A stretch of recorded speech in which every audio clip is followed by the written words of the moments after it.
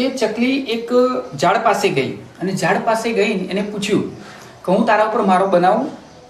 તો ઝાડે એને ના પાડી દીધી, ના તારે એ મારો બનાવવાનો નથી. તો આ સાંભળીને ચકલી દુઃખી થઈ અને બાજુમાં જ બીજું ઝાડ હતું, એ ઝાડ પાસે ગઈ કે હું તારા ઉપર મારો માળો બનાવું. તો એ ઝાડે છૂટ આપી, તો એના ઉપર એને માળો બનાવ્યો, એના ઉપર એને માળો બનાવ્યો, ઈંડો આપ્યો અને બચ્ચો બી થયો. એક સમય આવ્યો કે થોડા સમય પછી બહુ બધો વરસાદ પડતો હતો. તે વરસાદની અંદર પાણી આવવાના કારણે એ ઝાડ હતું એ મૂળિયામાંથી આખું હલી ગયું અને ઝાડ પાણીના પ્રવાહ સાથે તણાવા લાગ્યું. તો આ ચકલી હતી ને ત્યાંથી દેખી રહી હતી, એટલે ચકલીએ ઝાડ પાસે ગાય છે અને ઝાડ પાસે જઈને પૂછે છે જે તે ના પાડી હતી મને માળો બનાવવાની, આ એનું ફળ છે.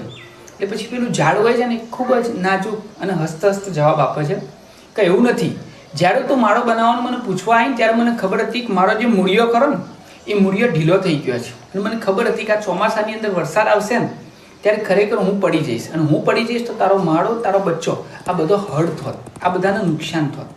એટલા માટે મેં તને ના પાડી હતી. આ વાત સાંભળી અને ચકલીને ખૂબ દુઃખ થયેલું. કારણ શું હતું? જેને પસ્તાવો કહેવામાં આવે છે. ક્યારેક ક્યારેક આપણે કોઈ વ્યક્તિને સમજવામાં બહુ મોટી ભૂલ કરતા હોઈએ છીએ કે આપણને જે લાગે છે એ રિયાલિટીમાં હોતું નથી. એટલે આજ પછી કોઈ પણ વાત હોય તો એને 360 દ્રષ્ટિકોણથી ભલે તમે દેખો કે ના દેખો, પણ એ વસ્તુના આગળનું પાછળનું કોઈ બી મહત્વ છે, એનો કહેવાનો જે મિનિંગ છે એ મિનિંગ સમજવો તમારે બહુ જરૂરી છે. ચેનલને જોવા માટે, પૂરો વિડીયો જોવા માટે તમારો ખૂબ ખૂબ આભાર. મળીએ નવી સરસ વાર્તા સાથે. હર હર મહાદેવ. ઓમ નમઃ શિવાય.